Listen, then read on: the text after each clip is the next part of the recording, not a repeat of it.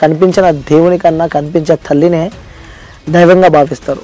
ఏం జరిగిందో కూడా అర్థమవుతలేదు. ఆ తల్లి ముగ్గురి పిల్లల్ని చంపేసింది. దానికి ముందు మీతో పిల్లలు ఏం మాట్లాడారు?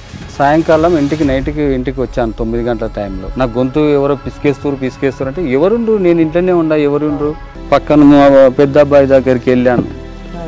సాయి జర మీ అమ్మ ఎక్కడ చేస్తుంది, ఆ పక్కన వాళ్ళు పిలిచిపోయాను అంటే సాయి అప్పటికే చనిపోయింది అన్న. పెద్ద అబ్బాయి ఓ అవతల రూమ్లో పెద్ద అబ్బాయి, చిన్న అబ్బాయి అవతల రూమ్లో ఉన్నాడు. చిన్న అబ్బాయిని కూడా పక్కన ఉన్నాడు కదా, చిన్న అబ్బాయిని కూడా ముట్టుకున్నాడు. ఆ తర్వాత వచ్చి మా అమ్మాయి దగ్గర వచ్చిన అమ్మాయిని పట్టుకొని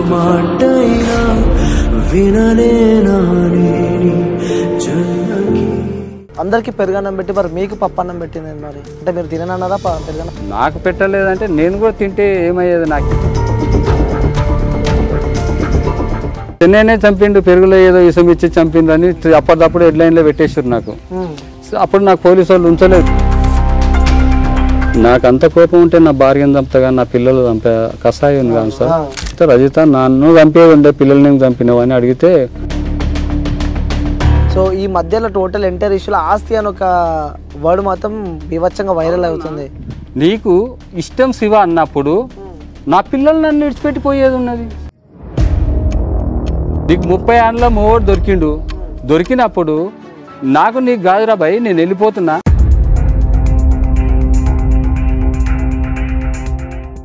హాయ్, హలో, నమస్తే, వెల్కమ్ టు క్యూబ్ టీవీ. నేను మీ యాంకర్ అనిల్. సో ఇలాంటి ఒక ఇంటర్వ్యూ నేను చేస్తా అని చెప్పి మాత్రం నేనైతే అసలు అనుకోలేదు. ఎందుకంటే నిజంగా చూస్తే ఈ ఘటనకు సంబంధించి చాలా బాధేస్తుంది.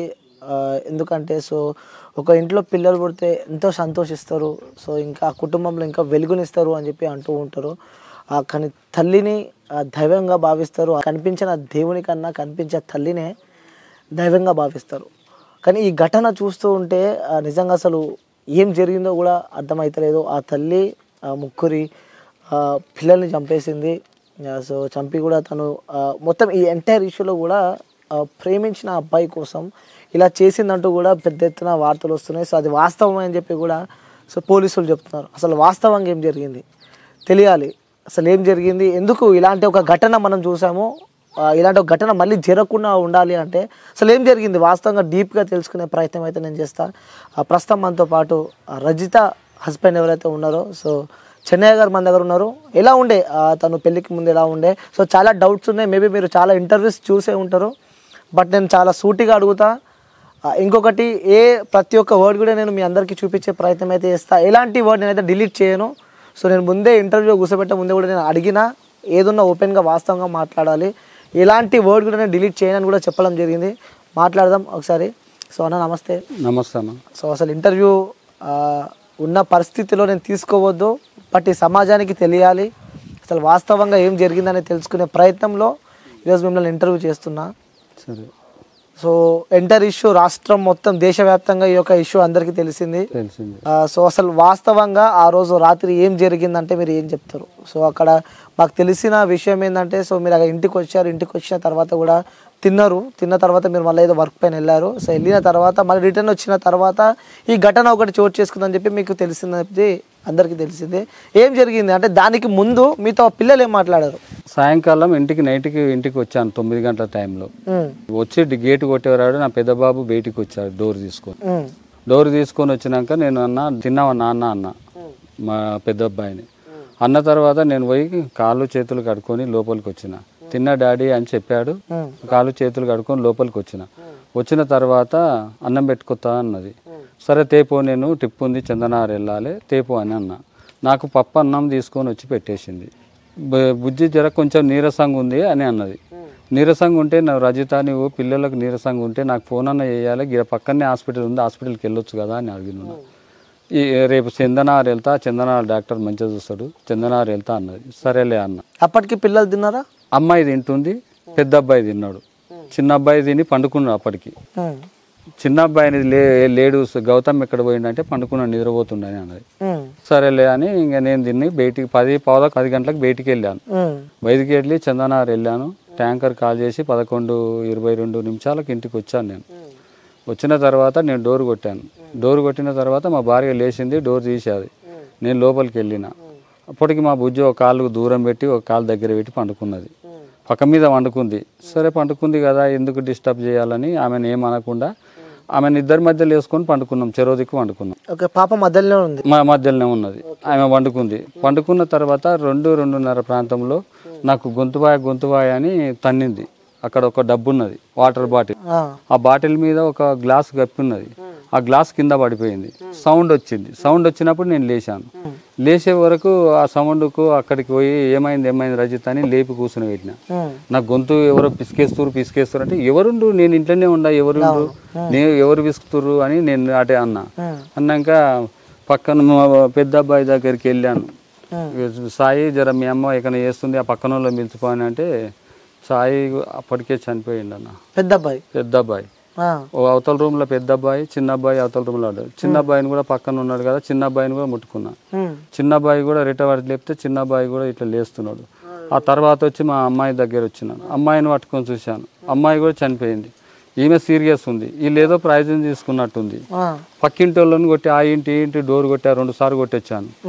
ఏడ్చుకుంటూ వచ్చి మళ్ళీ లోపలికి వచ్చిన. వాళ్ళ ఇంట్లో ఒకరింట్లో కుక్క ఉన్నది. ఆ కుక్క మొరిగితే ఆ చిన్న అబ్బాయి వచ్చిండు. ఒకరిన ఇంటర్మీడియట్ చదువుతుండే అబ్బాయి. ఆ అబ్బాయి వచ్చి ఏమైంది అంకుల్ అంటే గిట్లా అయింది చిన్న, మా 3 పిల్లలు చనిపోయిండు, మీ ఆంటీ సీరియస్ ఉంది, జర వాళ్ళని పిలువ అంటే ఆ ఓనర్స్ పిలిచి ఆ ఓనర్స్ వాళ్ళ కార్ తీసుకొచ్చి ఆ పిల్లల్ని తీసుకొచ్చి కార్ పెట్టి తీసుకొని వెళ్ళాను. హాస్పిటల్ తీసుకెళ్ళాను. హాస్పిటల్ తీసుకెళ్ళినాక 15 నిమిషాలకు నాతో మాట్లాడింది. రజిత మాట్లాడింది. ఏమైంది రజిత ఇట్లా చేసినావు అని అంటే నేను మా భార్యకు చనిపోయిందని చెప్పలేదు, పిల్లలు చనిపోయారని చెప్పలేదు. డాక్టర్ చెప్పాడు ముందే, ఆమె ఏదో మా ప్రైజన్ తీసుకున్నట్టుంది, చెప్తే కోమాలో పోవచ్చు, చెప్పొద్దు అని అన్నాడు. సరే సార్ ఏం చెప్పాను అని ఏడ్చుకుంటూ పోయి చెప్పి కాలేలు మొక్తా సార్, ఎంత ఖర్చు అయినా సరే బతికేయండి సార్ అని అడిగాను.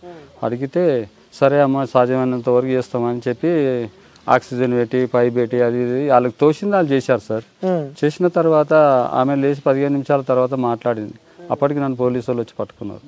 ఓకే, ఆ 15 నిమిషాలు ఏం మాట్లాడింది మీతో? 15 నిమిషాలు ఏం తిన్నారు రజిత అంటే పెరుగు తిన్నాము, పెరుగన్నం తిన్నాం. పిల్లలకి ఏం పెట్టినాం అంటే పెరుగన్నమే పెట్టినా. ఇంకా నువ్వు ఎక్కువ మాట్లాడక్కరా అని డాక్టర్ బయటికి పిలిచాడు. పెట్టినాక మరి ఎట్లుంది పిల్లలు ఎట్లుందని మళ్ళీ నన్ను డాక్టర్ అడిగారు. సార్ చనిపోయిండ్రు సార్ చెప్పిన నేను. నాకు తెలిసిన సార్కు అంబులెన్స్ ఫోన్ చేసి కాలింగ్లు ఉన్నది ఒక సార్ది, మురళి సార్ అని ఉన్నది. ఆయనకు కాల్ చేస్తే మురళి సారు ఎత్తిండు. ఆ టైంలో ఎత్తి సార్ ఇట్లా అయింది సార్, మా భార్య పిల్లలు అందరూ ఇట్లా సీరియస్ అయింది సార్, సౌబత్కులో ఉన్నారు సార్ జర అని అంటే ఆయన ఒక 1/2 కిలోమీటర్ దూరం ఉంటుంది ఆయన ఇల్లు. ఆయన కార్ తీసుకొని ఆ పోలీసులను పట్టుకొచ్చి ఆ పిల్లలను చూపించి అంబులెన్స్ వస్తే అంబులెన్స్ చూపించి మళ్ళీ నా తానికి వచ్చింది. నా తాన నేను ఖాళీ చెడ్డి మీద డ్రైవర్ బండి మీద పోయినా. ఓకే, నా తాన డబ్బు లేదు, ఫోన్ ఇంటికానే ఉన్నది. ఫోన్లో డబ్బులు ఉన్నాయి కానీ ఫోన్ ఇంటికానే, ఫోన్లో ఇంట్లో కూడా డబ్బులు ఉన్నాయి, ఇంటికానే ఉన్నాయి. అది ఫీజు కట్టిన దాకా చేంజ్ చేసుకొని అన్నాడు. ఆ మురళి సార్ వచ్చి 10,000 కట్టాడు. ఆ మురళి సార్ కట్టినాకనే ఆమెకు న్యాయం చేయండి సార్, మంచి చేయండి సార్ అని ఆ సార్ చెప్తే ఖర్చు ఎంతైనా నేను ఇస్తాను సార్, వాళ్ళు ఇవ్వకపోతే నాకు తెలిసిన వ్యక్తి, ఇప్పటి కాదు 20 ఏళ్ళ నుంచి తెలుసు సార్, ఈయన నీకే బాధ లేదని చెప్పి ఆ మురళి సార్ చెప్పాడు. చెప్పిన తర్వాత అప్పుడు ఆ 15 నిమిషాల తర్వాత మాట్లాడింది. ఇక అంతే చెప్పారు. నన్ను అప్పటికి పోలీసు వాళ్ళు పట్టుకున్నారు. ఓకే, సో ఇక్కడ ఇంకొక డౌట్ ఏంటంటే, సో అందరికి పెరుగన్నం పెట్టి మరి మీకు పప్పన్నం పెట్టింది మరి, అంటే మీరు తిననన్నారా పెరుగన్నం? నేను నైట్ పూట బండి పోయేది ఉంటే తినను నేను. ఎందుకు? డ్రైవింగ్ ఫీల్డ్లో నిద్ర వస్తుంది నాకు. ఓకే, నిద్ర వస్తుంది.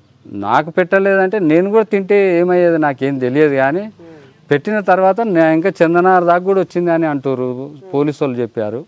నువ్వు చందనార్ నా ఫోన్ గుంజుకొని నువ్వు హుషారు చేస్తున్నావురా, నువ్వు చందనార్ ఏడపోయినవురా అని నన్ను పోలీసు వాళ్ళు దబాయించారు. అడిగితే సార్ నేను కావాల్సే ట్యాంకర్ పోసిన వాళ్ళను ఫోన్ నెంబర్ ఇస్తా, నా ఫోన్ తీసుకొని చెక్ చేసుకోండి సార్ అని ఫోన్ చేసి ఇచ్చేసింది. నేను చెక్ చేసుకున్నారు. వాళ్ళని ఎంక్వైరీ చేశారు, మా వాళ్ళని ఎంక్వైరీ చేశారు. మా వాళ్ళని అడిగినాక పోలీసు వాళ్ళు పోయి అడిగితే ఏమమ్మా ఏం తిన్నామంటే ఏమైంది అని మా భార్యని తెలియనట్టు నటించింది. అదంతా నటననే అని నన్ను లోపల తీసుకుపోయి పడంచెల్లో తీసుకుపోయి పిఎస్లో కూర్చుని పెట్టారు. రూమ్లో కూర్చుని పెట్టి సాయంత్రం 5 గంటలకు ఇడిచిపెట్టారు. 4:30-5 గంటలకు ఇడిచిపెట్టారు. మా అన్న పిల్లలు వచ్చి దాబాబాయ్ అని తోలుకొని వచ్చారు. తోలుకొని వచ్చిన తర్వాత హాస్పిటల్ కాడికి కూడా వచ్చిన తర్వాత అక్కడ ఎస్ఐ గారు మేడం ఉన్నది. మేడం మా భార్య చివరి చూపు చూసుకుంటుంది, ఈ పిల్లలు హాస్పిటల్ తీసుకెళ్ళారు. నేను పిల్లలతో అనుకోతుంటే పిల్లలతో అనుకోలేదు ఏం లేదు అని నన్ను తీసుకొని పట్టించాలి వాడి దగ్గర. ఇక నేను పిల్లలు చనిపోయినరు నా చేతి పట్టు చూసినప్పుడే తెలుసు చనిపోయిందని తెలుసు. కానీ మళ్ళీ పోతే కొంతమంది వాళ్ళు వచ్చేయమన్నారు, చెన్నైనే చంపిండు, పెరుగులో ఏదో విషం ఇచ్చి చంపిండు అని అప్పటిదప్పుడు హెడ్లైన్లో పెట్టేసారు నాకు. అప్పుడు నాకు పోలీసు వాళ్ళు ఉంచలేదు, ఇక నన్ను తీసుకుపోయి లోపల వాడి అప్పుడే చెప్తే, సార్ నేనైతే చేయలేదు, తప్పు అయితే చేయలేదు సార్, నాకు అంత కోపం ఉంటే నా భార్యను చంపుతా కానీ నా పిల్లలు చంపే కషాయం ఉన్నాను సార్, నేను చంపలేదు సార్ అని చెప్పాను. సరే అని ఇంకా నన్ను రూమ్లో కూర్చొని పెట్టి టిఫిన్ తెచ్చి వాళ్ళ మీద ఎందుకన్నా అలా అబద్ధం చెప్పాను.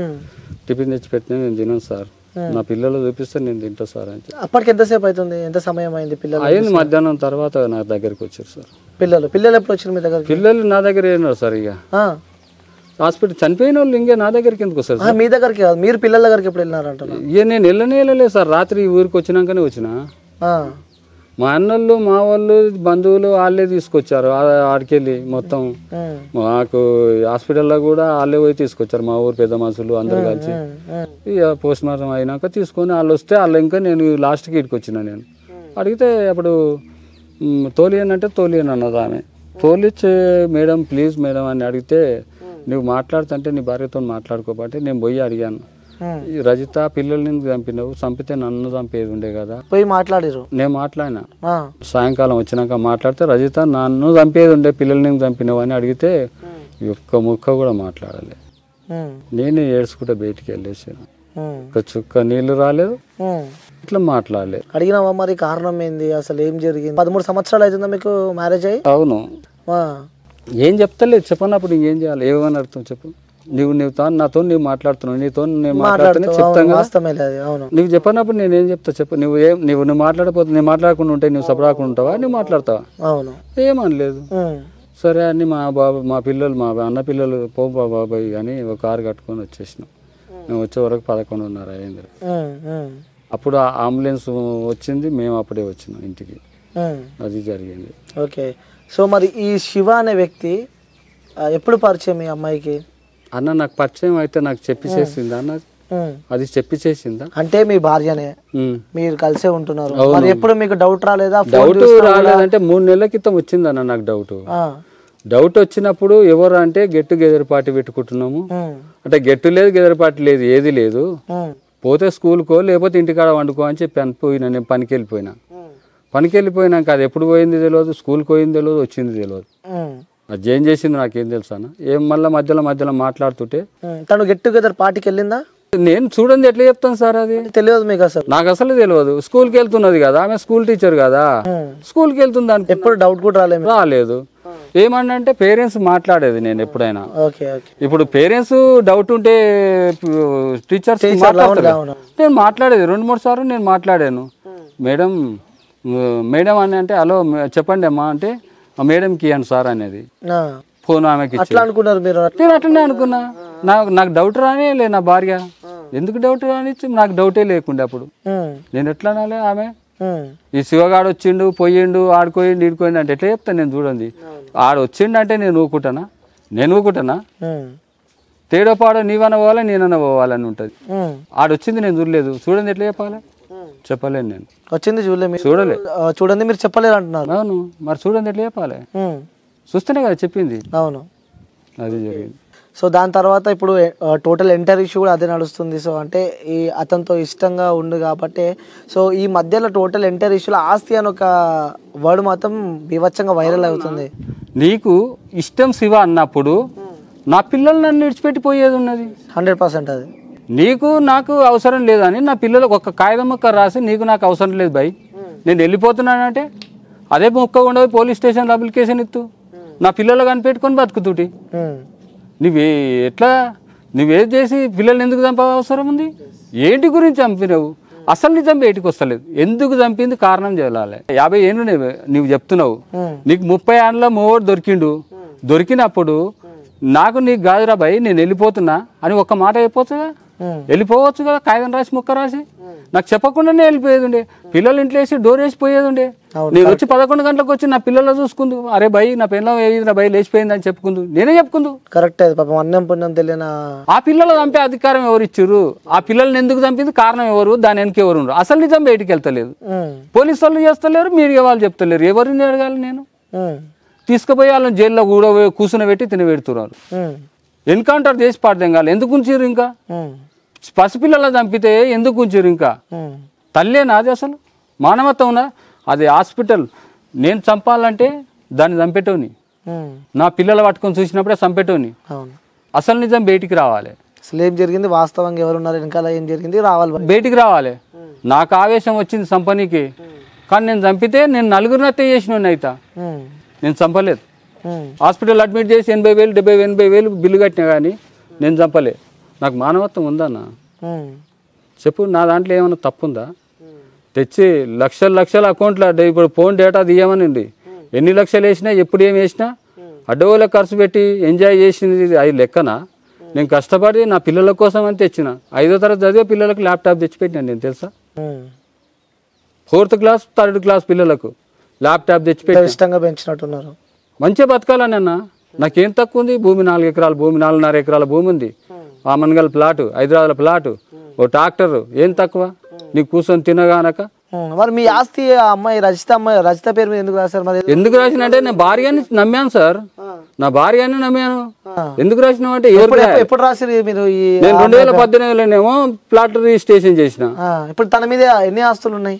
ఉన్నది ఆ ప్లాట్ ఉన్నాయి, ఈ భూమి ఉంది. ఈ భూమి 2014లో చేశాం. పెళ్ళైన కొత్తలో నువ్వు నాకు గొడవ పడ్డది మాకిద్దరికి. స్టార్టింగ్ అయింది, గొడవ అయింది. నీకు ఆస్తి కావాలా నేను కావాలని అడిగాను. నాకు ఆస్తి కావాలా నువ్వు కావాలన్నది.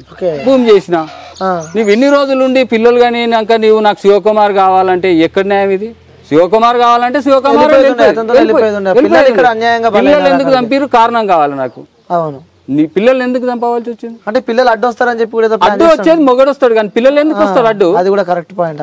పిల్లల్ని అడ్డు వచ్చేది మొగడు వస్తాడు, పిల్లలు ఎందుకు వస్తాడు?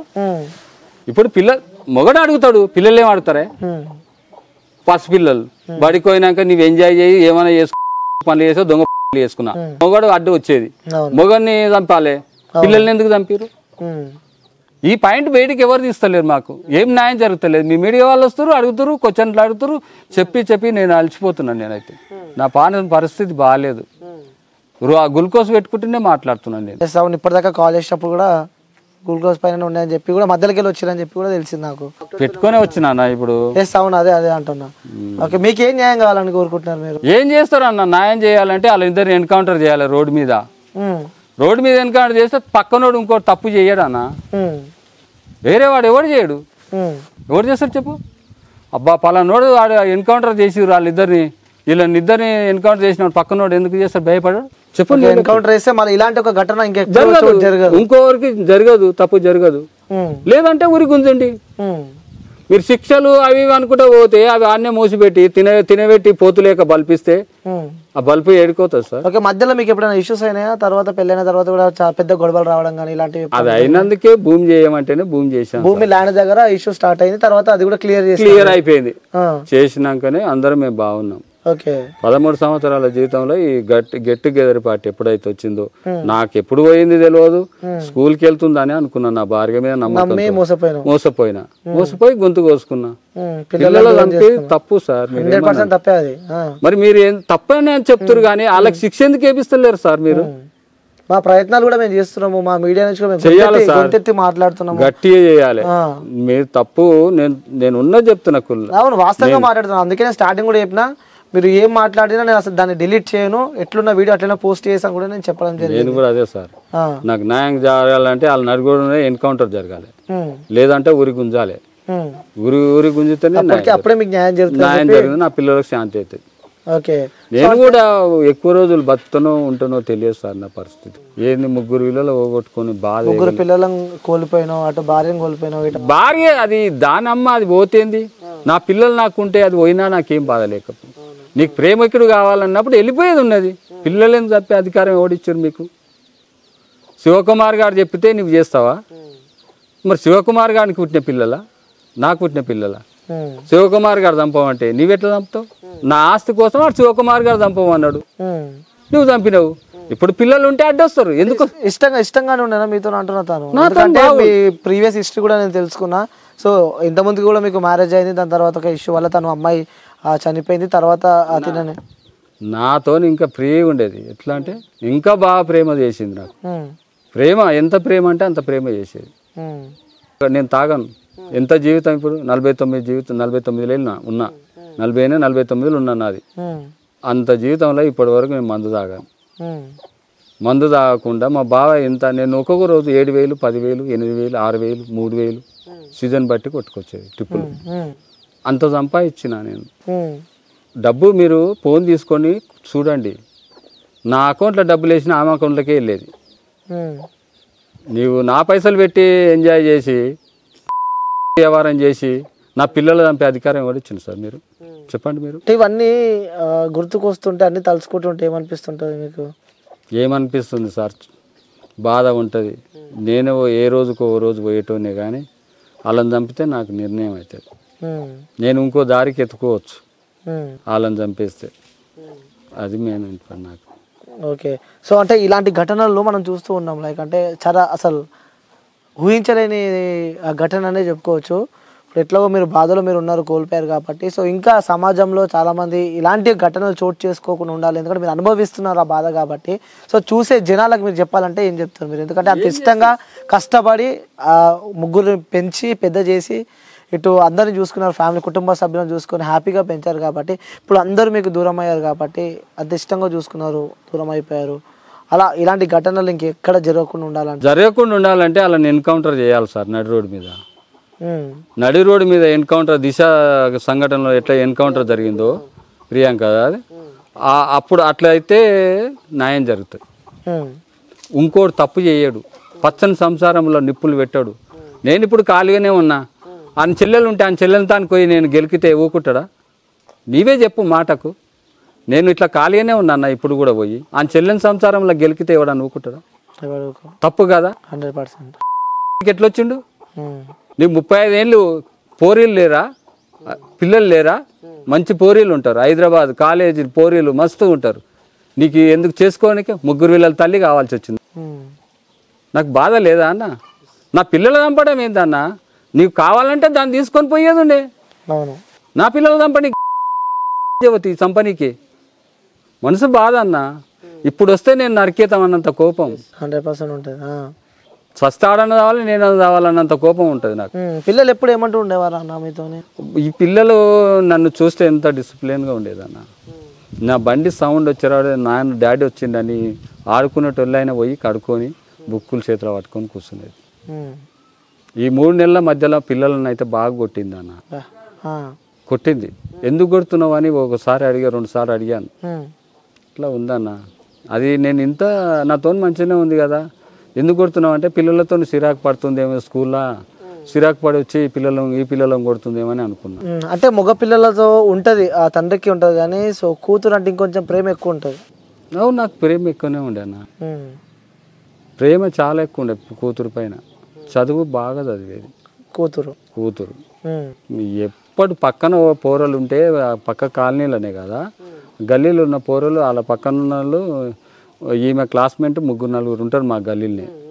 ఆ 3-4 మదక్క, నోర్సీ అక్క అని వచ్చేది. మధు క్లేవర్ స్టూడెంట్ అని నా మనసు ఎంత అది అనిపిస్తుంది సార్. ఏం చేస్తావు అమ్మ, ఏం చదువుతావు నువ్వు అని అంటే, నేను డాక్టర్ని అయితే డాడీ అనేది. మా పెద్ద అబ్బాయి మ్యాథ్స్ బాగా చేసేది, నేను ఇంజనీరింగ్ అయితే అనేది. మా చిన్న అబ్బాయి ఏమనేది, పోలీసుని అయితే డాడీ అని చెప్తుండేది. ఎప్పుడు నోరు తెలిసినా పోలీసు అంటుండేది. ఒక టోపీ పెట్టుకొని కట్టె పట్టుకొని నా తాను గుర్కొస్తుండేది. యాక్షన్ చేసి జ్ఞాపకాలన్నీ గుర్తొస్తుంటాయి. ఎట్లా ఉంటుంది అన్న, నిద్ర పట్టలేదు నిజంగా అసలు. అవునా, అట్లా మనుషులానే లేరు మీరు, అందుకే చూస్తూ ఉన్నా. న్యాయం కోసం పోరాడుతున్నారు. సో నిజంగా చెప్తున్నా, వ్యూవర్స్ చూసే మీ అందరికి చెప్తున్నా, ఇలాంటి ఘటనలు మనము వింటూ ఉంటేనే అసలు మనకి ఏం చేయాలో అర్థం కాదు అసలు మాకు. ఎందుకంటే ఆయన ఆ మనిషి తిన్నా తినకుండా కానీ, సో పనిచేసి ప్రతి ఒక్క కష్టాన్ని 2 కొడుకులకు ఒక కూతురికి ఎంతో హ్యాపీగా పెంచిన ఆ వ్యక్తి. నిజంగా ఇప్పుడు ఆ వ్యక్తిని చూస్తుంటే నాకు చాలా బాధేస్తుంది. సో తను కూడా చెప్తున్నాడు, వెళ్తే వెళ్ళిపో, వెళ్తే వెళ్ళిపోయేది ఉండే. కానీ ఆ పిల్లల్ని అనవసరంగా బలి తీసుకుంది. నిజంగా పిల్లలు బయట చూస్తూ ఉంటే పిల్లలు పుట్టకుండా ఎంతోమంది హాస్పిటల్ చుట్టూ తిరుగుతున్నా కూడా ఆ పిల్లలు పుట్టలేని సందర్భాలలో కూడా చాలా బాధలు పడుతున్న సందర్భాలు మనం చూస్తున్నాం. అలాంటిది ఎంతో హ్యాపీగా ఏం తక్కువ వేయకుండా చూసుకున్నాను. ఎందుకంటే ఇక్కడికి వచ్చే ముందు కూడా నేను కనుక్కున్నా వీళ్ళ కుటుంబం ఎలాంటిది. సో ఎందుకంటే అమ్మాయి అలా చేసిందంటే ఇక్కడ ఈయన తప్పు కూడా ఏమైనా ఉందా, ఈయన కూడా ఏమన్నా ఇంకెవరితో అన్న సంబంధాలు ఏమైనా ఉండి ఇలా ఏమన్నా మధ్యలో డిస్టర్బెన్స్ వచ్చిందని కూడా తెలుసుకునే ప్రయత్నం అయితే చేసిన. బట్ దీని మీద ఎలాంటి మచ్చ అయితే నాకు ఇక్కడ విలేజ్లో కానీ అక్కడ అమీన్పూర్లో కానీ ఎవరు చెప్పలేదు. ఎంతో కష్టపడి ఆ ముగ్గురు పిల్లలని వాళ్ళ వైఫ్ని కూడా తను కూడా చాలా అద్భుతంగా ఉండేది, అంటే వ్యక్తితో చాలా ఇష్టంగా ఉండేది. కానీ సడన్గా ఇలాంటి ఒక ఘటన అవుతుందని చెప్పి కూడా తను అనుకోలేదు. నిజంగా చెప్తున్నా, ఎవరైనా సరే పిల్లలు ఇలాంటి ఘటన మరి ఎప్పుడు వినొద్దని చెప్పి కూడా మనం కోరుకుందాం. ఈ వ్యక్తికి ఈ అన్నకి కూడా న్యాయం జరగాలి. మా నుంచి అయ్యే ప్రయత్నాలు మేము చేస్తాం. అసలు ఏం జరిగింది, వాస్తవంగా పిల్లల్ని ఎందుకు చంపాల్సి వచ్చింది, సో దానికి క్వశ్చన్ మార్క్ అడుగుతున్నాడు. నిజంగా దీనికి ఆన్సర్ ఇవ్వాల్సిన అవసరం కూడా ఈ జ్యుడిషియల్ సిస్టమ్ పైన ఉంది, అలాగే ఈ న్యాయ వ్యవస్థ పైన ఉంది, అలాగే పోలీస్ వ్యవస్థ పైన, రాష్ట్ర ప్రభుత్వం పైన కూడా ఈ యొక్క క్వశ్చన్ మార్క్స్ ఏవైతే అడుగుతున్నారో దీనికి సమాధానం ఇవ్వాల్సిన అవసరం మీ పైన ఉంది. ఎందుకంటే తను ఇప్పటికీ కూడా కొట్లాడేది ఏంటంటే ఇంకెక్కడ జరగదు ఇలాంటి ఒక ఘటన. ఎందుకంటే నేను ఆల్రెడీ అందరినీ కోల్పోయా, నాకు న్యాయం జరగాలి అంటే వాళ్ళని చంపాలి, వాళ్ళని ఉరిశిక్ష వేసే వారికి కానీ మాకు న్యాయం జరగదు అని చెప్పి కూడా చెప్తున్నారు. అలాంటి ఉరిశిక్ష వేస్తే బెస్ట్ అని చెప్పి కూడా మేము ఇస్తున్నాం. ఎందుకంటే ఒకసారి ఉరిశిక్ష చేస్తే ఇంకోసారి ఎవరైనా చేయాలంటే భయపడతారు. సో కాబట్టి దీని విషయం పైన క్లారిటీగా ఎవరైతే న్యాయ వ్యవస్థ ఉన్నదో అలాగే రాష్ట్ర ప్రభుత్వం ఉందో వీళ్ళందరూ దీన్ని ఆలోచించి ఆ నిర్ణయం తీసుకుంటారని చెప్పి మేమైతే అనుకుంటున్నాం. వాళ్ళని అయితే తీసుకురాలేం కాబట్టి సో మీరు చాలా గట్టిగా ఉండండి. చెప్పలేని సిచ్యువేషన్లా కానీ చెప్తున్నా, ఇంకా జరిగింది దీన్ని మళ్ళీ ఎవరు తిరిగి తీసుకురాలేరు కాబట్టి సో మంచిగా ఉంటారని చెప్పి కూడా మనస్ఫూర్తిగా కోరుకుంటున్నాం. పోయింది జరిగింది, నా పిల్లలు పోయిర్రు ఇంకో కుటుంబంలో కావద్దు, పగవానికి కూడా ఇట్లాంటి పరిస్థితి రావద్దు. ఎవరు పగలు ఉండొచ్చు, పరిష్కారాలు కావచ్చు, కానీ పగవానికి కూడా ఇట్లాంటి పరిస్థితి రాకూడదు. తను కూడా అదే చెప్తున్నాడు. ఇప్పటికీ కూడా మేము కంటే తను చెప్తున్నాడు, ఆల్రెడీ నేను కోల్పోయా బట్ ఇంకే కుటుంబంలో జరగదని చెప్పి. సో దయచేసి చేతులు జోడించి మరి చెప్తున్నా, వీళ్ళకి న్యాయం జరగాలి. సో జరిగే వారికి మేము వాళ్ళకి సపోర్ట్గా మేమైతే ఉంటాము. సో వాళ్ళు ఎక్కడికి వెళ్తే వాళ్ళని వార్తలు కవర్ చేసే దాంట్లో కానీ సో ఈ సమాజంలో వీళ్ళ మెసేజ్ ఏదైతుందో వినిపించే ప్రయత్నంలో మేమైతే ముందుంటామని చెప్పి చెప్తున్నా. సో థ్యాంక్ యూ అన్న, ఇబ్బంది పెట్టుంటే సారీ. నా బాధ గురించి మీరు వచ్చినట్టు మీకు థ్యాంక్స్ చెప్తా సార్, నాకు న్యాయం జరగండి. ముఖ్యంగా సమాజానికి చూపిద్దామని మాత్రమే మిమ్మల్ని వచ్చినాయని ఇబ్బంది పెట్టుంటే క్షమించండి. లేదు సార్, లేదు నాకు న్యాయం జరగాలి సార్. మీరు న్యాయం చేస్తే మీరే గొప్ప అని అనుకుంటాం, మీరే దేవుళ్ళు అని అనుకుంటాం. సో మనకైతే న్యాయ వ్యవస్థ మీద నమ్మకం ఉంది, జరుగుతుందని చెప్పి కూడా అనుకుంటున్నాం. సో వేచి చూద్దాం. జైల్లో కూర్చుని పెట్టి బిర్యానీలు పప్పులు అప్పులు పెట్టడం అవసరం ఏముంది సార్? ఆడు తప్పు ముగ్గురు పిల్లలు చంపేసినప్పుడు ఆ చంపేసిన వెనుక ఎవరున్నారు, వాళ్ళు ఏందని డేటా తీసి ఎన్కౌంటర్ చేసేయాలి సార్. మళ్ళీ ఇంకోటి తప్పు చేయడు. కరెక్ట్, నేను ఇంకోటి తప్పు చేయడు సార్. ఇప్పుడు నేను ఖాళీనే ఉన్నా అని ఇంకో పక్క అమ్మాయిని గెలికితే ఎట్లుంటుంది సార్? ఆడు 35 సంవత్సరాలు అనడానికి 35 సంవత్సరాలు అయితే ఈయనకి పెళ్లి కాని పిల్లని ఎవడు ఇవ్వలేదా? ఈ లంగ కొడుకు అయినందుకు ఇవ్వలేదు. ఈ లంగ కొడుకు అయితే వేసుకోపోవునా? ఈడు నా భార్య అకౌంట్లో ఆస్తి చూసి నెంబర్ ఇంత డబ్బు ఉంది ఎంత వచ్చింది అన్ని చూసి ముగ్గురు తల్లి కావాలన్నా. నాకు బాధ ఉంది అన్న. అది పోతే పోయినాయి, పిల్లల్ని ఎందుకు చంపింది? పెళ్ళి అయినప్పుడు గుర్తుకు రాంది, ఇప్పుడు 30 ఏళ్ళు 50 ఏళ్ళు అని చెప్పడం ఏందన్న? అప్పుడు ఏం చేసింది? అంటే ఏజ్ మధ్యలో గ్యాప్ వల్ల కూడా ఏదైనా డిస్టర్బెన్స్ పెరిగినాయి అనుకోవచ్చా మరి? ఇప్పుడు అనే మీరు మీడియా వాళ్ళు చెప్తుర్రు, అప్పుడు ఏం చేసిర్రు? నువ్వు అప్పుడే వెళ్ళిపోవచ్చు కదా. కరెక్టే, మీరు చెప్పేది కూడా 100% కరెక్టే. నీవు నాకు నచ్చనప్పుడు నువ్వు వెళ్ళిపోయేది ఉండే, పెళ్ళైన నెలకి వెళ్ళిపోయేది ఉండే.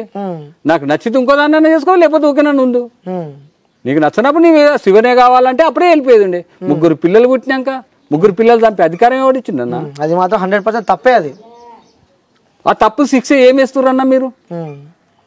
ఏమేస్తుర్రన్నా మీరు శిక్ష వెయ్యాలన్నా? 100% నా వల్ల ఇంకో కుటుంబం బలి కావద్దన్నా.